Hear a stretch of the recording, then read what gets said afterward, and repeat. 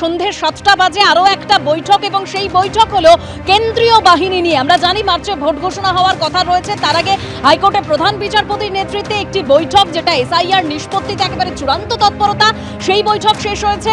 এবার আরও একটা বৈঠক, আমরা জানি মার্চে 480 কোম্পানি কেন্দ্রীয় বাহিনী আসতে চলেছে, কোথায় কত বাহিনী মোতায়েন তা নিয়ে বৈঠক। অর্থাৎ এই মুহূর্তে দুজন প্রতিনিধি আমার সঙ্গে রয়েছেন, একদিকে অনির্বাণ বিশ্বাস, অবশ্যই অন্যদিকে সৌভিক মজুমদার রয়েছেন। তবে যে তথ্য আপনাদের সামনে তুলে ধরছিলাম যে কিছুক্ষণ আগে আরও একটা বৈঠক শেষ হয়ে গিয়েছে হাইকোর্টে প্রধান বিচারপতির নেতৃত্বে, যে এসআইআর শুনানির নিষ্পত্তি কিভাবে হবে তা নিয়ে বৈঠক। অন্যদিকে বাহিনী মোতায়েন নিয়ে কমিশন এবং রাজ্যের একটি বৈঠক, অর্থাৎ কোথায় কত বাহিনী মোতায়েন করা হতে পারে তা ঠিক করতে হবে ইতিমধ্যে, কারণ মাত্রই 480 কোম্পানি কেন্দ্রীয় বাহিনী আসছে। দুই প্রতিনিধি আমার কাছে রয়েছে এই মুহূর্তে।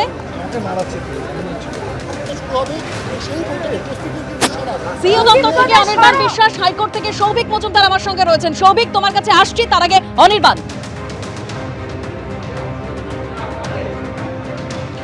দেখো দেবস্মিতা, দ্বিতীয় যে বৈঠক সেই বৈঠক কিন্তু শুরু হচ্ছে। কিছুক্ষণ আগেই কিন্তু আমরা দেখলাম যে একেবারে সিইও মনোজ আগরওয়াল তার নেতৃত্বে কিন্তু বৈঠক শুরু হচ্ছে, এবং সেই বৈঠকে কিন্তু রাজ্য পুলিশের ডিজি, কলকাতা পুলিশ কমিশনার থেকে শুরু করে শীর্ষ আধিকারিকরা রাজ্য পুলিশে তারা কিন্তু উপস্থিত রয়েছে।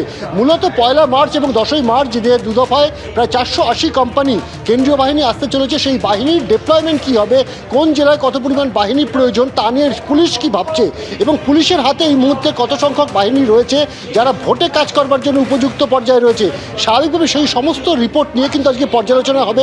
সচরাচর আমরা দেখে থাকি যে এই ধরনের বৈঠক কিন্তু ভোট ঘোষণা হওয়ার পর ইলেকশন কমিশন বা সিইও অফিসের তরফে কিন্তু এই ধরনের বৈঠক করা হয়। এবার কিন্তু দেখা যাচ্ছে যে ভোট ঘোষণা হওয়ার আগেই এই বৈঠক সেরে নিয়ে প্রস্তুতি সারতে চাইছে কিন্তু সিইও অফিস। এবং শুধু এই বৈঠকে যেটা মূল উদ্দেশ্য, যে একদিকে যেমন রাজ্য পুলিশের যে কোন জেলায় কত সংখ্যক বাহিনী দরকার এটা যেমন একটা জেনে নেওয়া, তার পাশাপাশি কোন বিধানসভায় কোন জেলাতে কত সংখ্যক সেন্সিটিভ জোন রয়েছে, সেন্সিটিভ এরিয়া রয়েছে, সেটা হতে পারে যে সেটা পলিটিক্যালি সেন্সিটিভ, সেটা কমিউনালি সেন্সিটিভ, এই বিভিন্ন তথ্য কিন্তু আজকে রাজ্য পুলিশের কাছ থেকে সংগ্রহ করবে সিইও অফিস। এর পাশাপাশি রাজ্য পুলিশের তরফে আমরা রাজ্য পুলিশের কাছ থেকে কিন্তু সিইও অফিস বা কমিশন এই তথ্য জানতে চাইছে যে এখনও পর্যন্ত কত সংখ্যক ক্রিমিনাল তারা বাইরে রয়েছে, জামিনে মুক্ত রয়েছে, তাদের কি স্ট্যাটাস রয়েছে, তারা নতুন কোনো অপরাধে জড়িয়েছে কিনা, এই সমস্ত বিষয় তথ্য কিন্তু তারা নিচ্ছেন। এবং শুধু তাই নয়, আমরা জানি যে আমাদের রাজ্য একাধিক কিন্তু রাজ্যের সঙ্গে যুক্ত রয়েছে, আন্তঃরাজ্য বিভিন্ন বর্ডার রয়েছে, সেই সমস্ত জায়গাগুলোতে কী ধরনের তল্লাশি অভিযান শুরু হয়েছে, সেখান থেকে কোনো অস্ত্র ঢুকছে কিনা, এমনকি আন্তর্জাতিক সীমানাও রয়েছে, সেই জায়গায় কি পরিস্থিতি। তুমি জানো যে কেন্দ্রীয় বাহিনীর আজকে কিন্তু একজন শীর্ষ আধিকারিক তিনিও কিন্তু উপস্থিত থাকবেন বৈঠকে। সেক্ষেত্রে কিন্তু যেটা মনে করা হচ্ছে যে আজকে সিইও অফিস রাজ্য প্রশাসনের সঙ্গে বৈঠক করে একটা ব্লুপ্রিন্ট তৈরি করতে চান, এবং যে ব্লুপ্রিন্টের উপর ভিত্তি করে এই যে 480 কোম্পানি বাহিনী তো আসছেই, তার পরবর্তী সময় আরও কত বাহিনীর প্রয়োজন সে বিষয়ে কিন্তু রিকুইশন পাঠানো হতে পারে স্বরাষ্ট্র মন্ত্রকের কাছে। সেই রিকুইশনের তথ্যও কিন্তু আজকের এই বৈঠকের নির্যাস থেকে উঠে আসবে। দেবস্মিতা, একদম অনির্বাণ, তুমি আমাদের সঙ্গে থাকো। মার্চে 480 কোম্পানি কেন্দ্রীয় বাহিনী আসছে, কোথায় কত কোম্পানি কেন্দ্রীয় বাহিনী মোতায়েন করা যেতে পারে তা ঠিক করতে হবে, তার জন্যই রাজ্যের সঙ্গে কমিশনের এই বৈঠক। অন্যদিকে যেরকম আপনাদের বলছিলাম যে হাইকোর্টের প্রধান বিচারপতির নেতৃত্বে একটি বৈঠক ইতিমধ্যেই হয়ে গিয়েছে, 1 ঘন্টার সেই বৈঠক। আমরা জানি মার্চে ভোট ঘোষণার সম্ভাবনা রয়েছে, তার আগে এসআইআর নিষ্পত্তিতে একেবারে চূড়ান্ত তৎপরতা। ওই যে 1 ঘন্টার বৈঠক হলো, সেই বৈঠক থেকে কি বেরিয়ে আসলো আমরা জানবো। আমাদের অপর প্রতিনিধি সৌভিক মজুমদারও আমাদের সঙ্গে রয়েছেন। সৌভিক,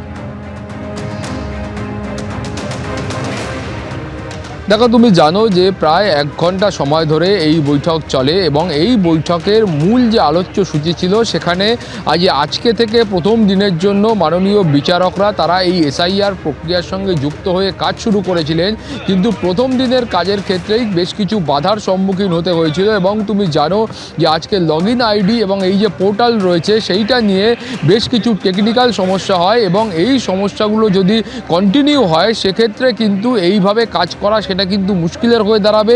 কার্যত যে মাননীয় বিচারকরা রয়েছেন তারা এসআইআর প্রক্রিয়ার সঙ্গে তারা কাজ করতে পারবেন না, ফলে সেই সম্ভাবনাও কিন্তু খতিয়ে দেখা হচ্ছে। ফলে তুমি বুঝতে পারছো যে এই মুহূর্তে গোটা বিষয়টা একবার পেছনের ছবিটা দেখাতে বলবো যে নির্বাচন কমিশনের যারা আধিকারিক রয়েছেন তারাও কিন্তু এই মুহূর্তে আস্তে আস্তে বেরিয়ে আসছে।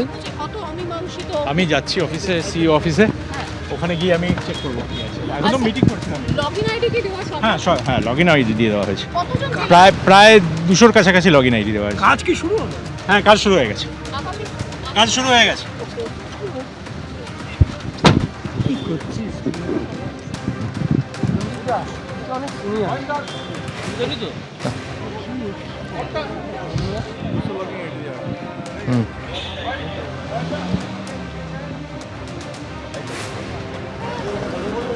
তুমি দেখলে যে নির্বাচন কমিশনের যারা আধিকারিক ছিলেন তারা এই মুহূর্তে বেরিয়ে আসলেন মাননীয় প্রধান বিচারপতির সঙ্গে বৈঠক করে, এবং সেই বৈঠক করে এসে সুব্রত গুপ্ত নির্বাচন কমিশনের আধিকারিক তিনি যেমনটা জানালেন যে 200-র বেশি লগ ইন আইডি, অর্থাৎ এই যে মাননীয় বিচারকরা কাজ করবেন তাদের সকাল থেকেই কাজ করার বিষয়ে একটা সমস্যা তৈরি হচ্ছিল যে এই মাননীয় বিচারকদের এখনও পর্যন্ত লগ ইন আইডি তৈরি হয়নি, ফলে সেই লগ ইন আইডি তৈরি না হলে তারা কিভাবে কাজ করবেন সেটাই কিন্তু আজকে মূল আলোচনার বিষয় ছিল।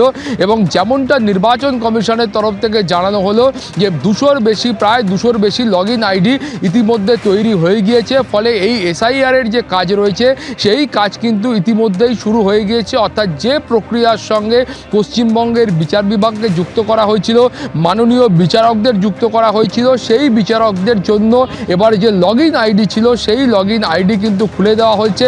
ফলে তুমি বুঝতেই পারছো যে মূলত আজকের যে বৈঠক ছিল সেই বৈঠকের আলোচ্য বিষয় এইটা ছিল যে যদি এই লগ ইন আইডি তৈরি না হয়, যদি এই টেকনিক্যাল সমস্যাগুলো থেকে যায়, সেক্ষেত্রে 28 তারিখের মধ্যে কিভাবে এই গোটা যে নির্বাচনী প্রক্রিয়া বা এসআইআরের যে প্রক্রিয়া রয়েছে সেই প্রক্রিয়ার বড় অংশের কাজ কি করে সম্পন্ন করা সম্ভব হবে, সেইটা নিয়ে কিন্তু আজকে মূল প্রশ্ন ছিল। যেমনটা তুমি জানো যে সুপ্রিম কোর্টের নির্দেশের পরেই আজকে থেকেই কিন্তু মাননীয় বিচারকদের কাজ শুরু হওয়ার কথা ছিল, ফলে সেই মোতাবেক সকাল থেকেই দেখা যায় যে একাধিক জায়গায় কিন্তু এই লগ ইন আইডি নিয়েই সমস্যা ছিল, এই পোর্টাল নিয়ে সমস্যা ছিল। ফলে ইতিমধ্যে যে খবর আমরা কিছুক্ষণ আগেই পেলাম যে এই যে পোর্টাল বা লগ ইন আইডির সমস্যা ছিল সেই সমস্যা আপাততভাবে মিটে গিয়েছে।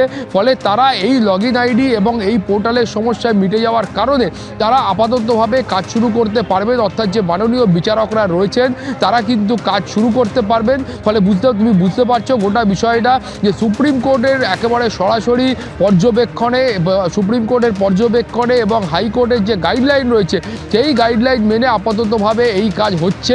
ফলে সেই কাজ যাতে সুষ্ঠুভাবে সম্পন্ন হয়, আগামী 28 তারিখের মধ্যে যাতে এর কাজ সম্পন্ন করা যায় সেইটা সুনিশ্চিত করাই কিন্তু কলকাতা হাইকোর্টের এখন মূল উদ্দেশ্য। এবং সেই জন্যই তুমি দেখলে যে গত শনিবারও যেমন সভা হয় বা বৈঠক হয়, আজকেও কিন্তু সেই একইভাবে এই হাই প্রোফাইল বৈঠক সেটা কলকাতা হাইকোর্টে হয়েছিল। আপাততভাবে যে টেকনিক্যাল সমস্যাগুলো ছিল তার একটা সমাধান সূত্র বেরিয়েছে বলে মনে করা হচ্ছে। যেমনটা তোমাকে কিছুক্ষণ আগে দেখালাম যে এই যে লগ ইন আইডি বা লগ ইন আইডিটা রয়েছে সেটা তৈরি হয়েছে, ফলে পোর্টালের যে সমস্যা ছিল সেইটা কিন্তু আপাততভাবে মিটে গিয়েছে বলেই মনে করা হচ্ছে। ধন্যবাদ সৌভিক। এবিপি আনন্দ, এগিয়ে থাকে, এগিয়ে রাখে।